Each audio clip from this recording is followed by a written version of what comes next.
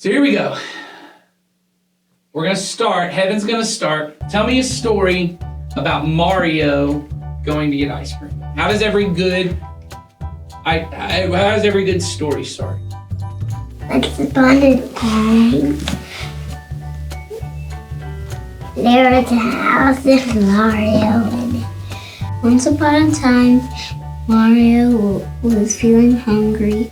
Once upon a time, Mario went to get ice cream.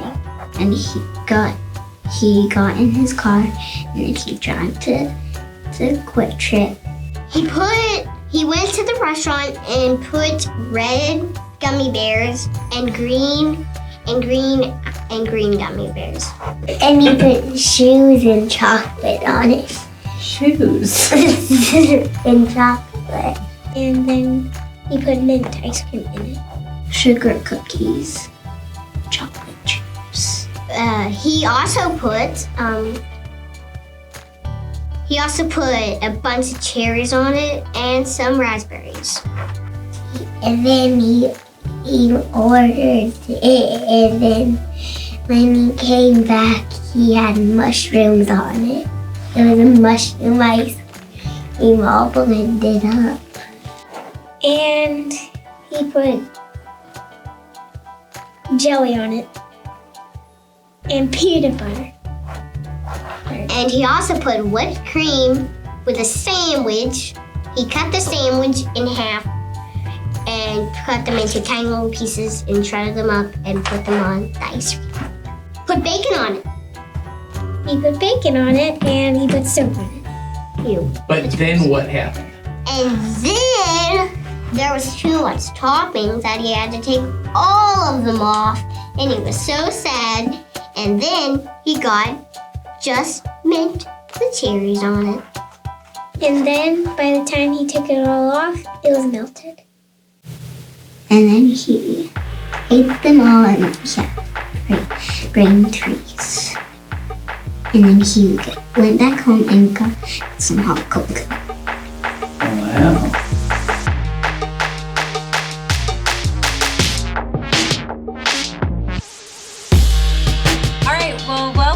The Not Great Parents podcast. I'm Molly, and Not Great Parent, and it's my co-host Nathan Martin, also a not great parent. No. Not great parent, but We've already had not great filming in that it took us a little longer than normal to set up our scene here. So we are in what I consider every parent's mode of operation.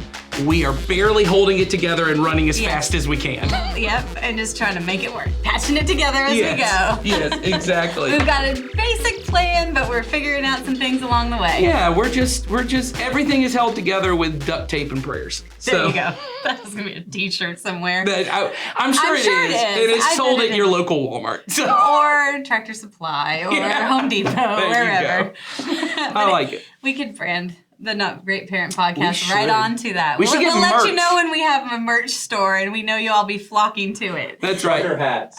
Trucker hats. There you go. Producer Sawyer will get us going with some merch. Yep. I feel like he is the man to get the merch going. I feel like he might be too. We might start with longboards or something like that. Oh gosh, longboard stickers. Oh, we could sell the heck out of that. Well, that'll be our there we go. Future. All the not great parents who longboard. Yes, exactly. I know one. One. So so want to talk about a little bit about our lives and what we've got going on and prioritizing things. And yes.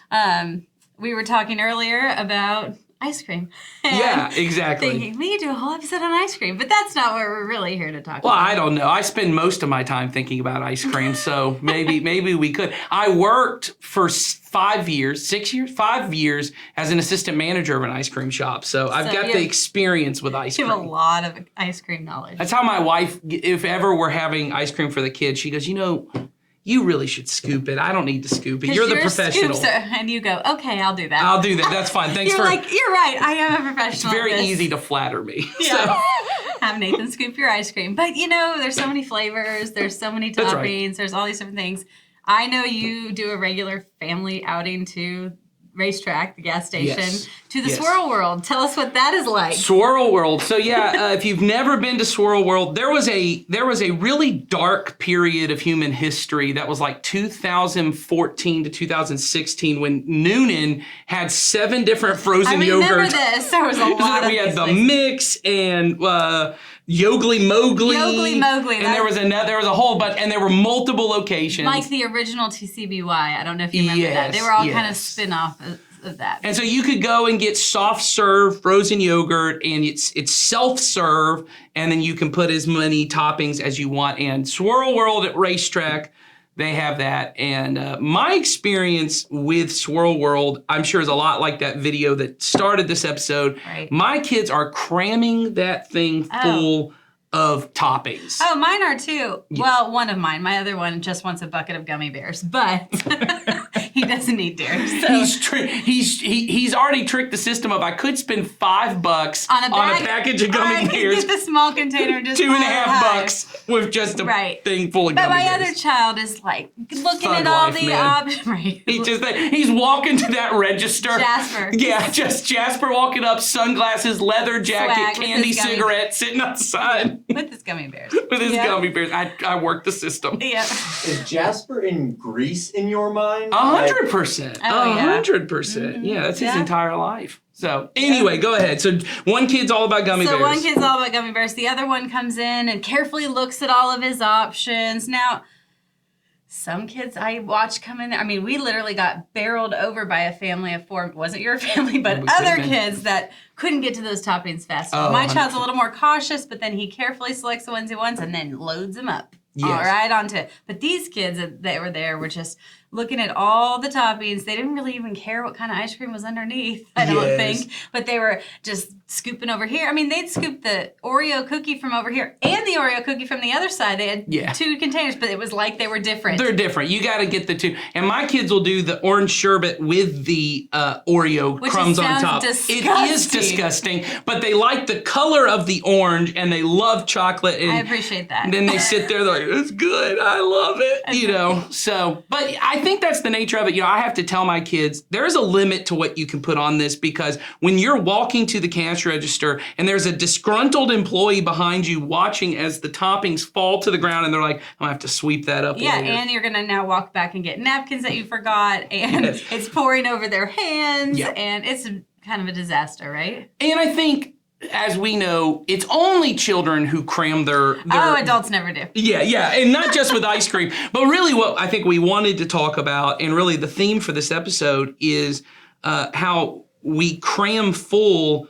our lives. And I think in particular, I think all of us are guilty of this. If I had to go to what are the top sins in America, I think a lot of people think about lust and anger and these things. Right. I think greed is number 1, and I think busyness is number 2. And we don't think of busyness and hurry as being a sinful thing, other than the fact that in the 10 Commandments, which everyone apparently wants to post everywhere all Oh, the time, yes. one of them, right smack in the middle, is to keep the Sabbath holy, to have a day where you don't work and you just rest. Which is and God saying, slow down. slow down. And I've heard many a pastor say this, but I think it's true, is the only one of the 10 Commandments that a pastor would not only not get fired for not keeping, but might get a pay raise for not keeping, Is that is one. not keeping the Sabbath. That if you are willing to work 7 days a week and you are productive, everyone in America goes, man, that's a person. That's a person. Because we think of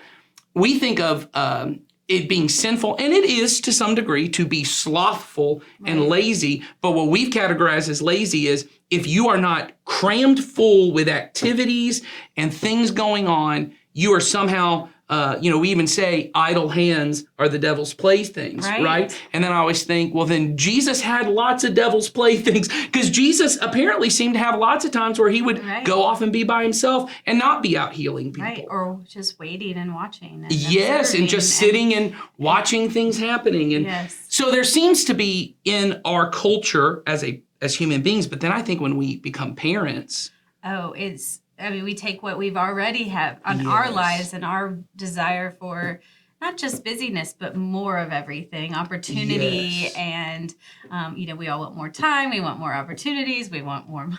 All these things that Yes. are they are connected, and we go with our kids. We go, okay, well now here you are. Now I've got to fit you into that, and I'm going to make all these things for you too. So I've got, as a parent, I don't want to miss any chance or any opportunity to set you up with every opportunity or everything you could possibly do in your life. Well, yeah, I don't want you to miss out on anything. And I think, once again, there's a good desire that's in that, which is out of love for my child, I want them to grow and to be able to choose and what I think we hope is God's path for their life, the way that God uniquely shaped them to be. And because you can't always see that with a 2-year-old, you don't see how is God shaping them, and you want to set them up for every opportunity. So it starts as maybe a good desire, but as with all things, the enticement of greatness. Oh, right. Right, as we've been talking in this podcast, comes in, and I believe it's really the enemy uses this good desire, twists it, and says, what you need is you can have it all. Your kid can have every opportunity. You can load up the sundae cup of your life with as many toppings as you need. Well, you have just made a charcuterie board for your child of all the opportunities. And so what does that look like, Molly? I mean, I know the temptation for us as parents is, I don't want them to just play baseball. I want them to play baseball and do piano and to do dance class and to be in beta club and to, because I don't want to limit their options. I want every opportunity open to them. And sometimes as a parent, especially with young children or when they're starting to do things, you want to give them a little sprinkle, so to speak, of different things to kind of see what they sticks? like, what sticks. And that's normal to do a few things. And I even think there's a healthy level to saying, let me do a little sprinkle here and there. I think the trouble becomes with, so we sprinkle in baseball and they're 60% into baseball and now they want to try piano. I don't say, well, then let's take some time off of baseball.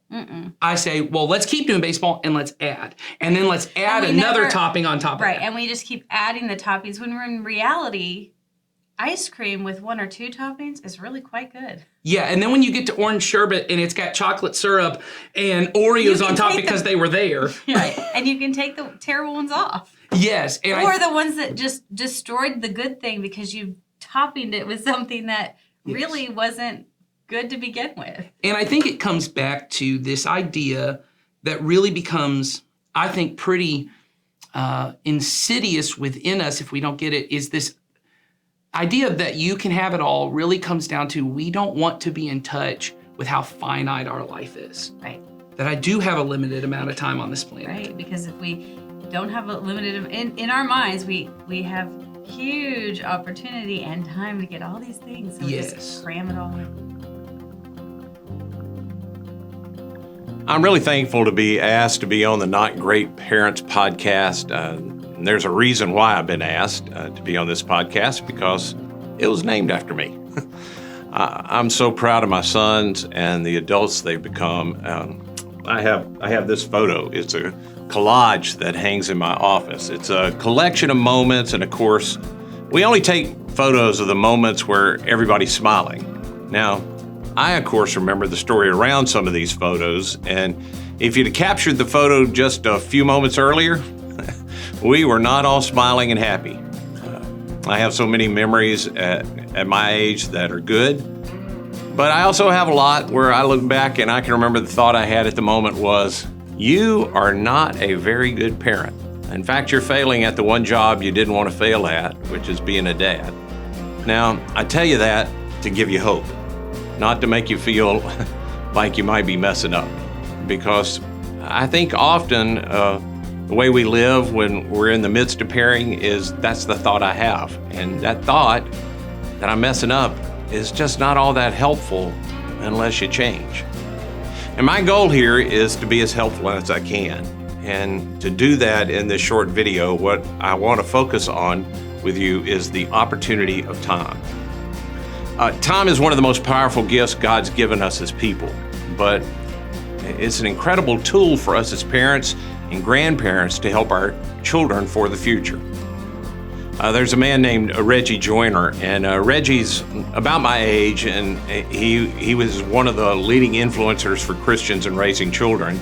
And when he had a chance, when he was younger, to lead a children's ministry at a church, when it was parent dedication time, he would present the parents with a glass jar with 1,000 marbles in it. The reason for the 1,000 marbles is that each marble represented a week that you have as a parent from when your child is born to 18.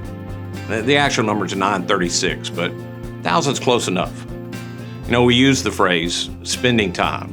It's a really rich phrase when you think about it, because it reminds you that your time's valuable, it's something you spend, and once you spend it, you can't get it back. So think about it. Spending time with kids and teenagers is one of the most important things adults can do. Seriously. If your dad, mom, grandparent, guardian, whatever, and you're watching this, I already know kids are a priority in your life.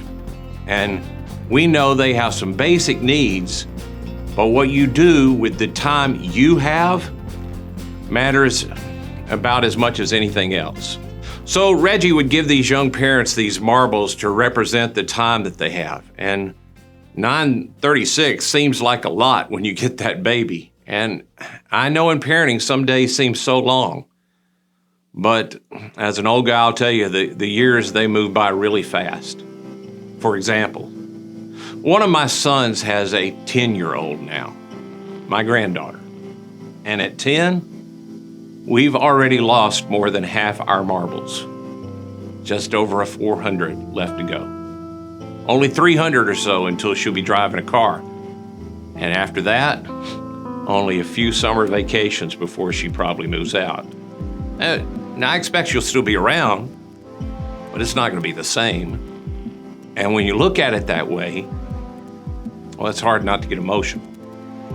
There's this principle. When you see how much time you have left, you tend to get way more serious about the time you have right now.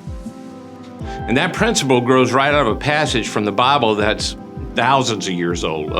Moses actually wrote this. He said, "Teach us to number our days that we might gain a heart of wisdom." That's from Psalm 90, verse 12, if you want to look it up. No, I'm not trying to depress you. I'm just trying to illustrate how fast it really goes, and maybe to raise the bar just a little bit on what happens with your kid and you this week. Whether you have a 1-year-old or a 15-year-old, every week you're losing your marbles, or you're losing your weeks. But don't think of it as a negative. It's not. Because if you're really clear on the time you have, you find that, well, you start playing for keeps. And if you get really focused on what really matters, you'll see that every week that passes, you aren't spending a week. You're investing that time in your children, and you're making history. And I do that. You have a lot going on, and it's easy to get focused on just the moment. But don't let the moment take you away from the fact of what really matters. You've been entrusted with one or two or more of God's most prized possessions, His kids. And He believes that you're the one that should spend your time investing in them. And when you remember that His goal for them is the same goal that He has for you, that we would all become people who love Him with our heart, mind, soul, and strength, and that we would love people in the same way, that we'd be witnesses to the kingdom of God that's available to people on earth right now, well, you find you start playing for keeps. And with every week that passes, every marble you lose, you start making history. You're increasing your sphere of influence in the life of your child as you hope they'll see your good works and they'll glorify your Father in heaven. I said it a few minutes ago, I wanted to give you some hope. I was not a perfect dad. I don't know if you noticed it yet, but all of us, when we become parents, we don't get a manual with each child, and so you just try to do the best with what you have. And what you have is a collection of things you got from your parents and other adults that built into you, and some things you picked up that no one gave you, but that you knew for sure you wanted your kid to have them. And no matter how hard you try, there are just days when you don't get it right. But you keep on trying because that's my son. She's my daughter. I don't want them to know life as it can and should be. And so you keep investing, you keep spending time each week showing what really matters by growing spiritually yourself, loving God yourself, loving His people yourself. And the good news is God is at work. The God who loves you will take your best efforts and He will change you and He will bless your child as you lose your marbles. One day, when Jesus and His disciples were traveling from village to village, a woman named Martha opened her home for Jesus and His disciples to stay. This woman and her sister Mary would go on to become close friends with Jesus, and their brother Lazarus would be the focus of one of Jesus' most famous miracles. But on this day, Jesus has not come to raise the dead or perform a miracle. He's come to rest and to eat and to enjoy the company of His friends. Now, in a high hospitality culture like ancient Israel, there were a lot of expectations of what a person had to do to be a great host. So probably from the time Martha was a young age, she had been taught the many things that she must do whenever a person visited her home to make them feel honored and welcome.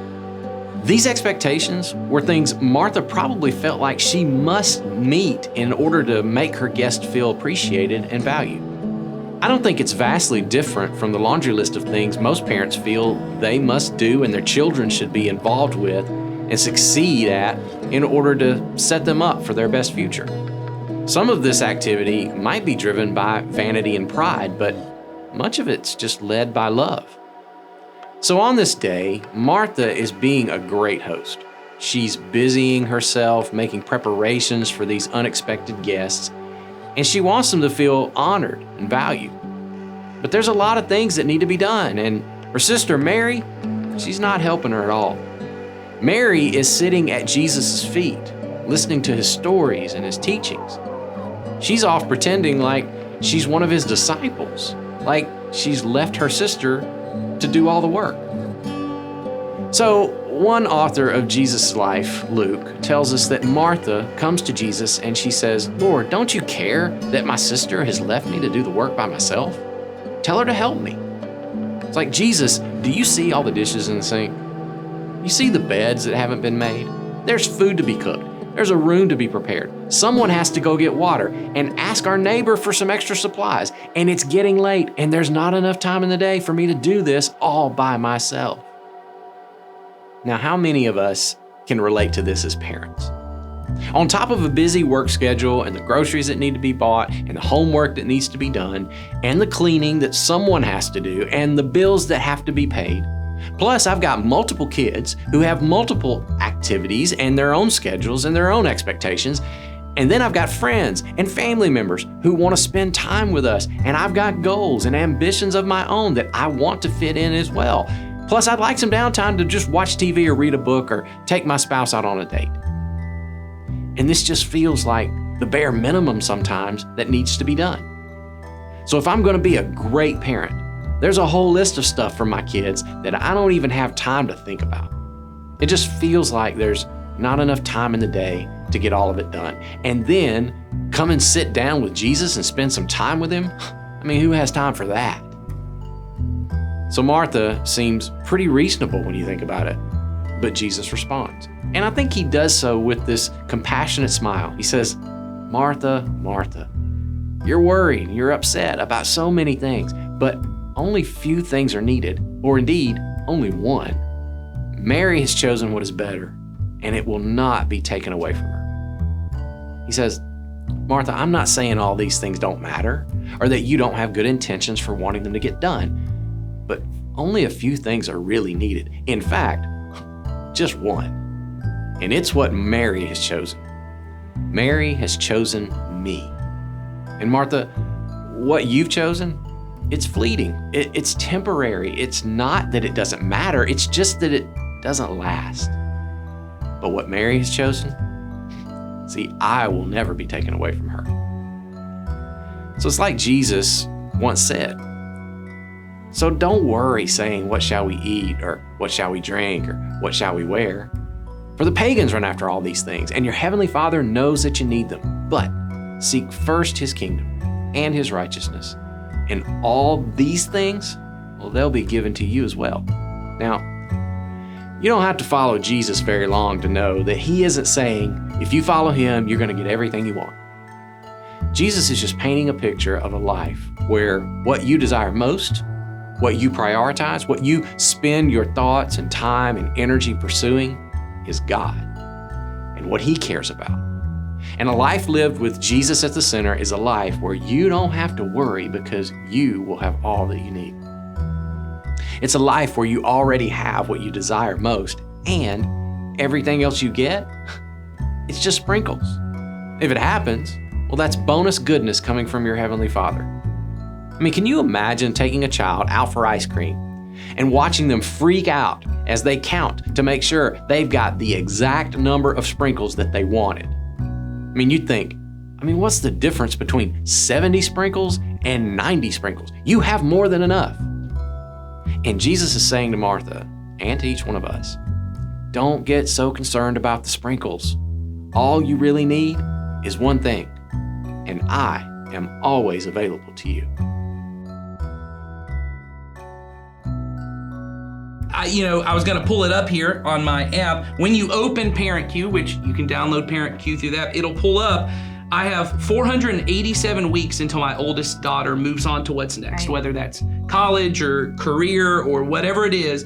487 weeks, which still, that sounds like a lot. It does, but if you had $400 and something, would you feel like that was a lot? Yes, exactly. So we really have less than 1,000 weeks with our kids in those Yes. years, and ParentCue does give you that. So Just every time weekly reminder. Every time you open it, it tells you right where you're at with them and the number of years, and it's scary because I have a 5-year-old and a 10-year-old, and that when I look at the difference in numbers, Yes. it really is sort of shocking Oh, to me, and it makes me absolutely. go, and it makes me think, what is our priority? What if I've only got this much time, how am I prioritizing it so that I know that we're going after good, not great? Well, and I think the myth of this you can have it all myth of the sprinkles myth, right, is that I don't have to choose. Mm-hmm. And I think that's where parents get the myth, the lie of it is, I don't have to prioritize, I can have it all. And me choosing to just keep adding to the schedule, keep adding to their activities, and really, and you'll see this when your kids get to the teenage years, when our kids get to the teenage years, and I just know this from being a youth minister, it's not just the way it's perceived by your teenager is not just things they get to do, but things they have to do. It eventually becomes, I still only do piano because that's what I don't even like piano, but my mom says that this is good for me, or I don't really like Beta Club, or I don't want to take 2 AP classes. I want to take no AP classes, but mom says that it's going to set me up for a better thing. And you look at it and you think, as a parent, I was trying to give you every opportunity. I'm trying to help you be great. Right. But what ends up happening is they feel like burdens and obligations as they go on. And I'm not even saying, because every parent I think knows this, I'm not saying you shouldn't have your kids do things they don't want to do. No. I'm not saying you shouldn't set standards and have expectations and obligations for your kids. Brushing your teeth is an obligation in my house. My kids don't want to do it, but if you're going to be in my house, you're going to brush your teeth. Teeth that are brushed. But what I'm trying to say is, and I think this was the point Ed was making and Molly's been making, I only got $487. 487 weeks to spend with my kid. Do I want to use that? Because if you think of the weeks as money, it's capital I get to leverage and invest. Do I want that all to be on AP classes and sports and these activities and experiences I want them to have? Or are there better uses? And the feeling is I'm not prioritizing, but I think you are. I think you're prioritizing greatness and the opportunity, at least, for greatness. It's your budget. And if you put all your money and all your budget over here into something else, Yes. you might not be putting it into what truly is what we know from God. The most important thing is to seek Him first. Seek first the kingdom of God and His righteousness, what He says is right. Or another way to say that is His goodness, Right. what He says a good life is. And it doesn't always look like a great life.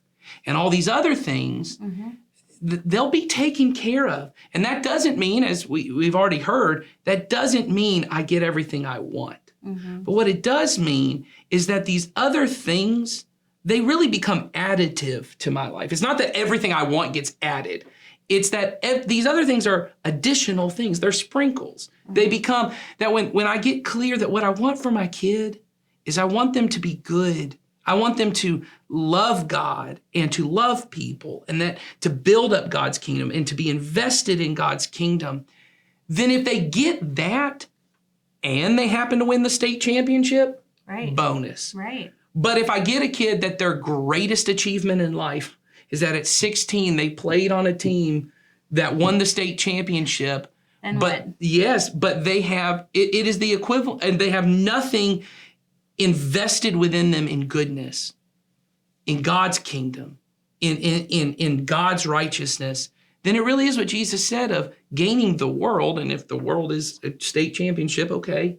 But you lose your soul. You lose what's most critical to you. Right. And so, Molly, I was wondering as we've been talking about this, what do you think is the fear that parents have? I think we know this. I think we know in the end, like when I get quiet, and maybe that's part of the reason we don't ever think about it is because I'm so busy I don't get quiet enough. Often. I know that whether my kid took one AP class or no AP classes and 3 AP classes, when they're 35, they're not going to go, the greatest regret of my life is that I did not take AP history too. I can't. I did. I know I took a sprinkle of them here and there. Right. I have no idea which ones I did. Well, and there's no, and there really isn't like, I mean, I guess these super upper echelon colleges, but the majority of colleges are like, you took one AP class when you could have taken 7. We don't like your money here. Yes.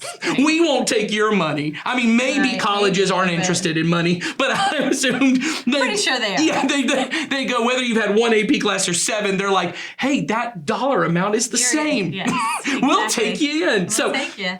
I think we know that if we get quiet, but there still is that fear of, but what if I'm wrong? It's the same of it's FOMO. It's FOMO of it's not necessarily the fear of I didn't get to be at this activity, but it's the fear of I missed out on an opportunity for my kid because I was wrong. Right. And honestly, so what? Yeah. Honestly, like you said, is that one thing going to matter for their whole life that one great thing that the world has said is great and imperative to their well-being, is that really what is going to matter? Because the goodness of God, if you build that in through their whole lives, is going to continue to flow out of them beyond Yes. the AP class, so to Well, speak. and doesn't it change what you value? Haven't you seen, as you've grown in your faith, as I know as I've grown in my faith, the things I care about change. It's not just my behavior changes and my character. The things I care about change. There was a period of my life that, I mean, seriously, where I was very considering, I had a band, a high school band, and I was the dude that thought, I'm gonna get a van and we're just gonna travel the country and I'm gonna do this. I didn't even think I'd be very famous at it. I thought I can do this enough to make a living at it for 15 years. It'll be the best thing in my life. Now, I was also dating a woman at the time who said to me, as I'm graduating high school and we start talking about marriage, she goes, I'm not getting in a van with you and your stinky friends and driving around the country. And I had to go, what do I care about her? What's my priority? In that moment, you go, wait a minute, what is the priority? And there are times as an adult that I go, man, I wonder what that would have been like. That probably would have been cool. That would have been a cool thing. But as I've grown in obviously my love for my wife, these children that we have, that would not have just been possible in the way that it's happened. When I look at what I'm able to do through the church and my relationship with Christ that I know because of my personality and my love of greatness. I mean, when we talk about good, not great, we're talking about me. These are things I need to hear. I mean, it's something we all, I had the same thing. I mean, and I look back and I go, that would not have grown in me. And I don't know if I would value, and it scares me to say, I don't know if I would value my children as much as my potential career had I not given up this pursuit of what I thought would be great. And I know other people listening go, dude, you would have never even been able to make it out of the state in that van. But I saw it at the time as really, this was a potential and I missed out on it. And I know that's what parents are afraid of, at least I'm afraid of, is my kid going to look back and go, why didn't you push me harder to pursue soccer? You know, you put me in it when I was 5 or 6, and then, you said, well, we're going to stop that activity to go do things. Why didn't you push me? I could have been the next Mia Hamm, or I don't watch current soccer, but whoever the current female soccer player that's a great one. But my point is, I'm risking it on the hope, and this is what I've told my wife, because my biggest priority is Jesus and his church. I'm risking everything on my daughters will fall so in love with Jesus and his church that they will look at whatever thing that they felt like, oh, maybe you should have pursued that more, that they will look at it as sprinkles that fell on the ground at racetrack and gone, but look at all the other sprinkles I had. Right. Why am I counting sprinkles? Right. Exactly. You know? I look at my life growing up, and I had parents that had us very, very, very involved in church. It was a non-negotiable. It was a priority for us, but we also had a lot of sprinkles. Yes. And so I got to a point in my life at the time I went to college where it became a little bit like, let's focus on the sprinkles. And off I went to college. Yeah. And my parents were kind of okay with that. Yeah. And I focused on all the sprinkles. I mean, literally, and stirred them up and made a big old mess of things. And then I wanted to not have all the sprinkles, and I wanted to seek God, and I moved here to Georgia, married my husband, and we made that a priority in our life. And it was very interesting dynamic, and with my family, especially with my parents, who had confused me, quite frankly, growing up, of this is one priority, and then all of a sudden we're going to shift to this other one, and you go and do all the sprinkles, and then now we want you to come back to this one. It was very confusing to me, and had it have been consistently seek God first, I think that I might not have bounced around in all the sprinkles so much.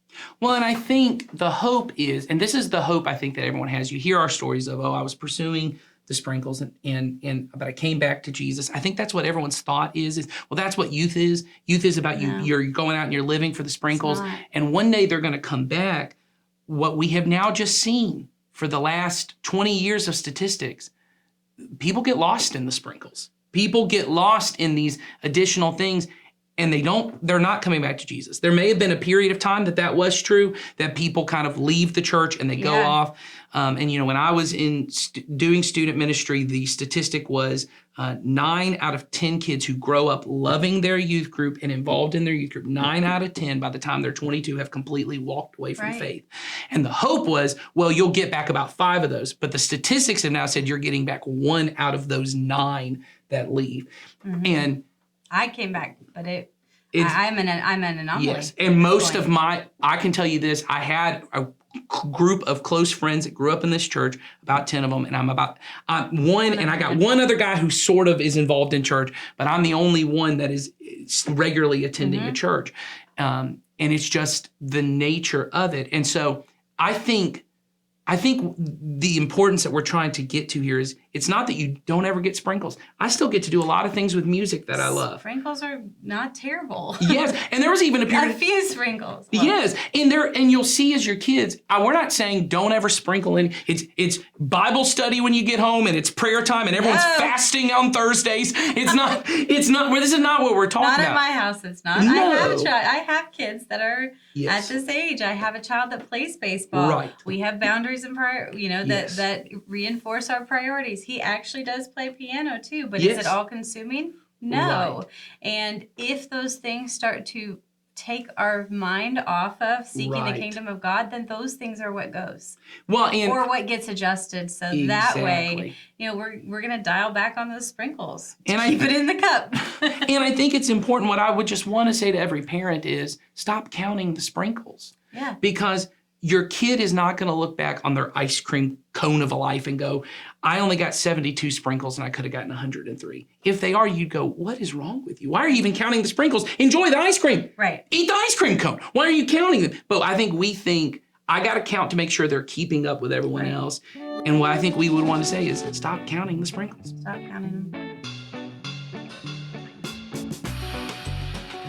right, girls, so we got Kylie, Lexi, and Corinne here, and I'm gonna set before you a beautiful ice cream. Is it beautiful? Yes. Yes. We have Evan, we have Jonah, Destiny, and we have little Miss Harley here, and we're gonna play a game.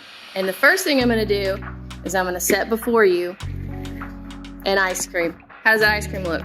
Good. It looks good? Does it look tasty, Harley? No. Do you like ice cream? Yeah. Do you like pink? Huh? You want it at home? All right. So I'm gonna let you guys have some of this ice cream, okay? Okay. So here's what I need for you to do. I need you to tell me exactly how many sprinkles you have, because a perfect ice cream has the exact right amount of sprinkles, right? So how are we gonna figure this out, Heaven?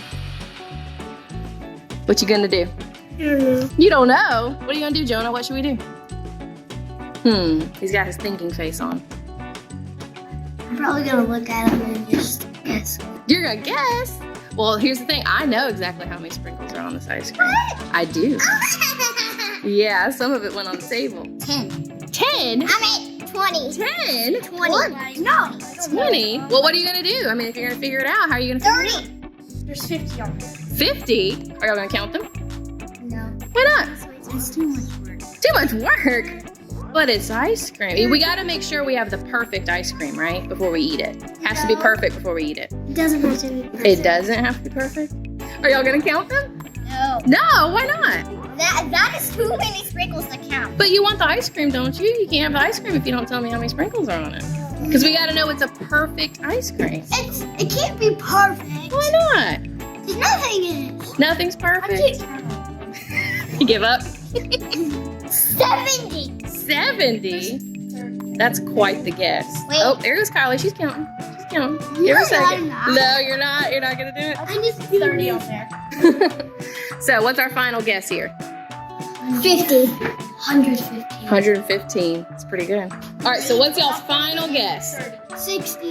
90. We are all in unison here. What do you think, Destiny? 100. 100? Okay, all good guesses. All good guesses. There's actually 117 sprinkles. I'll tell you what, there's 117. So you're pretty close, Jonah. You were very close. But guess what? Because y'all did such a good job, I'm gonna let you all have some ice cream anyway. Woohoo! Woohoo! You want some ice cream, Harley? No?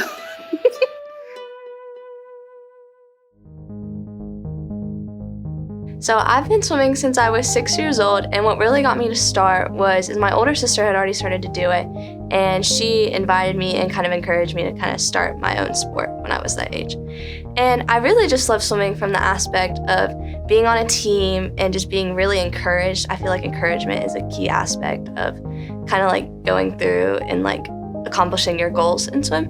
It definitely takes dedication. Like you definitely have to be dedicated, and you have to listen to like the corrections that you need to be made. Like if someone tells you like, oh, hey, you need to fix this, or that something is wrong, like you need to take that into consideration and put it into practice and do it every single time you're at it and not just in that moment. So when I was 15, my new coach that had just came, she told us that she had this new group that she wanted to start, and it was called Platinum. And it was gonna be like really intense, and like you had to be like very dedicated. So we practice 8 times a week. We practice at 5 in the morning before we come to school, and then we go to school, and then we come back at night and we practice again for another 2 hours. And we do that twice a week, and then we also have like workouts and like exercising out of the water. We go to like a lot of swim meets every weekend, and it's just like a lot of dedication, taking time out of school, sleep, homework, and just it takes a lot. Like you have to sacrifice a lot to do that. And I said yes. I was very hesitant at first. I did not think I was gonna be able to do it. So when I got invited to this group, my parents wrote this contract for me. They didn't even tell me that they wrote me this contract. We were kind of still like on the fence about whether I was gonna do it or not, and they did it when I wasn't home. And so when I got home one night, I think it was after work, they gave me this, they let me read over it, and it's basically a detailed outline of my schedule, of my Monday through Sunday schedule of how I was going to be at swim practice, be at school, be at work, and be at church. And it was just kind of like, you're gonna be at practice from 5 to 7 in the morning, you're gonna go to school, and you're gonna do homework in between that, and then you're gonna go back to practice. And then you need to be in bed by 8:30 to go to morning practice, because I had to get 8 hours of sleep. That was one of the requirements, because they wanted me to stay healthy. We have swim meets a lot, and we have one about probably twice a month, and I have to be at church. I can only miss church once a month to go to a swim meet on a Sunday. And then if I failed to do any of that, then I was gonna have to get moved down to one of the other groups that practices less. My reaction is I didn't think I was gonna be able to do it, because like I get home from practice on Tuesdays at like 7:15, and I was gonna have to be in bed by 8:30, and I still have like homework and stuff like that. So I had to like prioritize like how I was gonna get my homework done and be in bed on time. And that was definitely difficult at first. I never thought I was gonna be able to do it, but I figured it out. So I now feel that this contract it positively changed like my swimming. Like I definitely think if this contract did not put boundaries on like what I can and can't do, I definitely would not be where I am in my swimming career. Like I had never considered swimming in college until like my new coach came and we started this intense schedule, and like my time started going down, and I'm currently looking into D2 colleges to swim. I never thought that was gonna be possible. So in my contract, since I have to be here 3 out of the 4 Sundays a month, I go to my small group. I try to go to service every Sunday that I'm here. Sometimes it's very hard and I can't, but I'm always here for small group, and we always do like our stuff sometimes outside of small group. I always make sure I'm at those.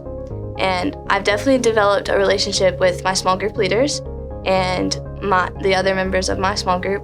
I feel like we are definitely like a very close group, and I do love that.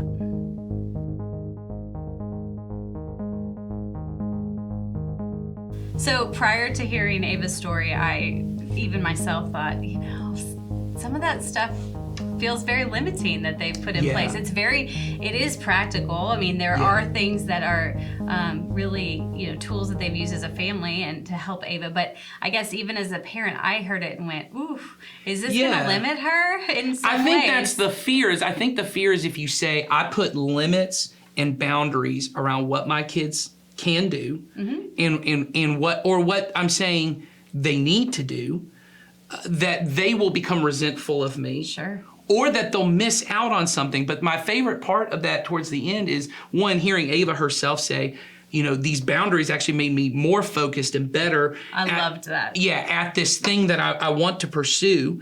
It also, when she said, and now I'm considering, hey, I may actually swim in college. The kind of things I think parents look at and go, that's what I want. Yes. That is what I want. But what she's able to say is, it actually was this act of prioritizing that what matters is that I go to church. As she said, that if I'm going to miss church, I only do it once a month instead of 2 or 3 times a month whenever there's a swim meet. Or she says, sleep, my health. That's what she said. She goes, my parents said my health is a priority, so I'm going to make sure I get to bed on time. That for a child to, and I mean, she's not a child, but as a child of a parent, right. as a minor, for her to be able to look and say, my parents put these limits on my life, and they were life-giving. Right. They helped me become the person that mattered. And it didn't limit from whether I'm going to choose to continue this, and whether she does or not, no one knows. Right. But she can still see, I can now do this in college. This could help me in my career. But now she's doing that with the firm foundation of my health matters and Jesus matters. Right. And there are probably people on her swim team with her that actually had the same goal of potentially swimming in college, and they may be right where she's at, but they did not put those there was no structure and boundaries to make sure all those other things were in place. And those things are given to us directly from Jesus, that these are the things that matter. And those other things can happen. Yes, they can be added to it, but they are not the goal. The goal is that I become a person who can love God, love my neighbor, and what we often forget is, and love myself. That I'm healthy, and that I'm taking care of myself, and I'm taking care of these things. But we as the parents are the ones, when our kids are, under 18, we get to set those boundaries. And that's how we enforce the priorities. Now, we can't make our kids choose our priorities. Ava may choose as an adult that she goes, that Jesus thing, it was important to my parents, it's not to me. That may be true. But what she can't say is, hey, it didn't really matter to my parents. My Right. parents said church mattered, but they still let me go to swim meets three Sundays out of the month. No, my parents said, hey, it matters to us. We want it to matter to you, and we're going to use the influence and control we have, which are these boundaries, Right. to enforce that. And when you're an adult, I hope you choose it. I hope you see that these boundaries are life-giving. Right. Maybe you won't. And when you have kids, I mean, let's be real, those boundaries are sometimes easier to put in place when they're younger, especially Of course. things around, Of you know, you course. control the schedule, you do that. But it's not, your kid doesn't hit 13 and it's a lost cause. Of You course. have the ability to continue to influence that along the way. Well, especially in the case of this particular case, which is why I want to show it, is when my child needs a parental signature to do something. That is influence and control I have. I don't get to control every part of their life like I did when they were 3, but I get to control my action, which is I'm only going to sign this and allow this, you need parental consent. I will only consent if you hold up this end of the bargain. And that's the kind of influence you get to have, because what Ava could have said was, well, no, then I just won't do the thing, but I'm also not going to do all these other things. And You know what I mean? Yeah, absolutely. And I love that they put it in writing. That is such a priority to them as a family. Yes. That when they as parents said, okay, let's do this and let's do this, let's have a contract with each Right. other. It wasn't a huge shock to her because the things that they valued were things that they had Valued said all along. So, and they knew this. So they knew that and she knew it. So we always leave with an assignment. With an assignment for you Yeah. guys. And it's an assignment for us too, even Yes. though we've already talked through it. But we want you to take a look at your priorities. And we want you to say, what are my family's top 3 priorities? And I don't want you to pick things you think they should be. Yes. Let's be real and let's say, in my current state today, Yes. what are my family's 3 to 4 top priorities? So Yeah. Well, which are the only real priorities. Right. Going back to the idea other that you can't have beyond everything. that, the sprinkles, we don't want to know about the sprinkles. Like, Well, and we- you can't. we I wanna think the know what's idea is top. here are my top 10 priorities. You don't have 10 priorities. You have 3 priorities, and then you have things that matter to you. Right. That's it. Absolutely. And so we really want to focus on what are those top 3 and the way I think you see be it is, real. yeah, what are the things that you are willing to sacrifice the lower things for? And so like an example is, and my kids know this, this idea of priorities and boundaries, it's a huge deal in my family. And so our kids know, for me and Jennifer, and we get to set them for the family, but for me and Jennifer, my top 3 priorities are Jesus and his church. And I tell them that, and I don't mean my job as a pastor No. church. I mean, when I follow Jesus and I love him, that means I love his people. So I have brothers and sisters that I am committed to doing life with and doing ministry with. So number 1 in our home is Jesus and his church. We sacrifice nothing. I should goes say before that. Yes, we won't sacrifice Jesus for anything else. The second thing, and we'll probably have to do an episode of this, is my wife is number 2 for me, not my children. My wife, and we say that. In fact, we were riding in the car the other day, and I said something about and even small things. So this is like an example. When we go to the movies, we go to the movies a lot as a family. It's a big deal for us, and we have little share trays for the popcorn. Right. I've always made a deal that the very first popcorn, Mommy gets the first share tray. Mommy gets the first one. And my kids, because when you're little kids, it's, get mine first, get I'll mine do first. first, Oh, I yes. got this. And, everyone's vying for the position. I said, no, Mommy gets first. And they go, oh, that's right, because Mommy comes first. And as a dad, what's important for me for these Get it daughters right. is you need to get a husband who puts you first, who puts Jesus and the church first, and then you're what's the most important person in front of him. And then they know that they are number Next. 3. And then everything and everyone else are sprinkles. And so we even say, and that includes, They and we can say, be important to you, but they are not. yes, the because we priority. say, and we even say, and they know, Mama and Papa, who we love, they are sprinkles. And what I mean by that is, we may not get to see Mama and Papa every week. We may not get to have a alone time just focused with Mama and Papa every single week.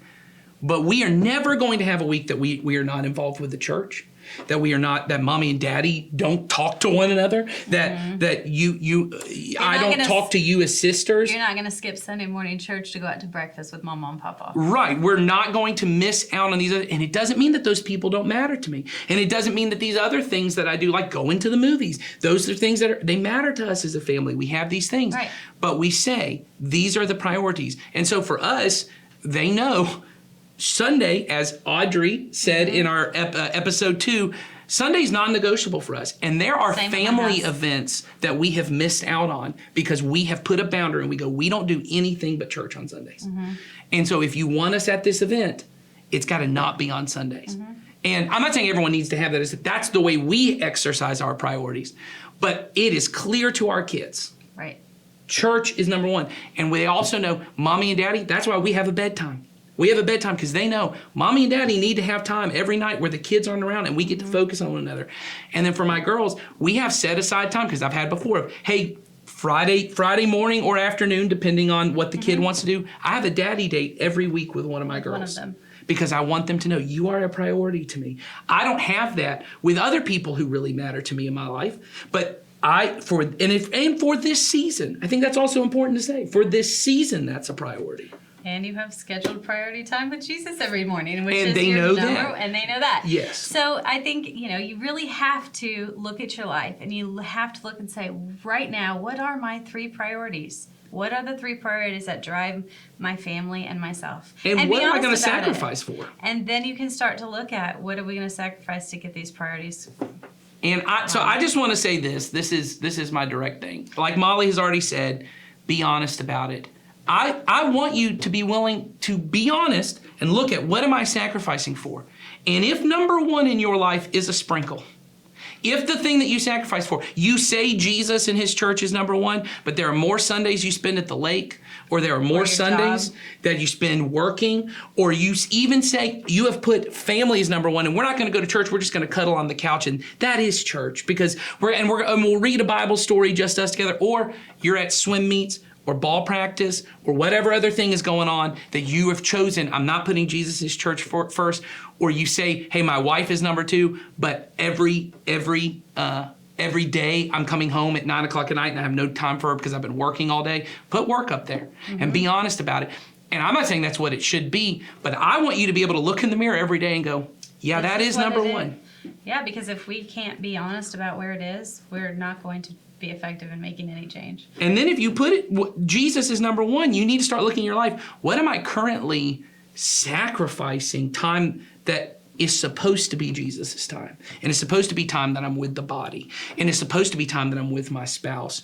Or, because you may be a single parent, you don't have a spouse. And so the kids do come number 2. But then you got to start questioning, is my goal in this season to find a spouse? And I'm not saying it should or it shouldn't be. What I'm saying is put it down and say, is that it? Or how am I prioritizing my time? I think these are important for and everyone's will look different. I'm not saying my 3 are the maximum 3. Mine, I believe, are the right 3 for the family obligations. I did say to my wife, it's me and you forever.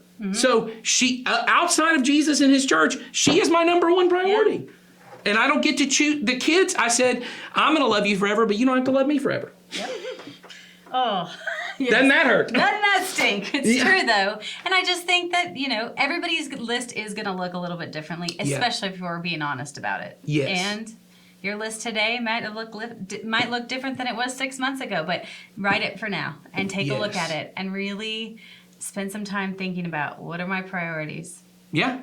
So anyway, you can find anything that we talked about today on Parent Q. And if you're not currently using the Parent Q app and seeing those number of weeks that you have left with your kids, please do. If that's all you do on there, it is a great reality check for us as parents. So thanks for being with us. And send questions in. Oh, yes, and absolutely. We have a form on there for you to send questions in. We want to know what you guys want to talk about. We're talking about things that we know are important, but we want to hear what you guys have going on too. So, and next week we have a mini episode. You get to see the guys from the Family Movie Night podcast. We're all back. Right. We're back, and we're recording. We got one for that I think is going to be pretty good. And we even, if you want to send a question in and go, hey, here, I'm wanting to figure out how to talk about this with my kids. Can you give me some movie suggestions of things to watch that are around the topic? We want to know that too. So you can use that same form, send it in. But yeah, I'm excited for next week's episode. I think it's going to be fun. Yep. Well, have a good day. See y'all not great parents later. That's right. Not a great day, a good day. Bye, guys.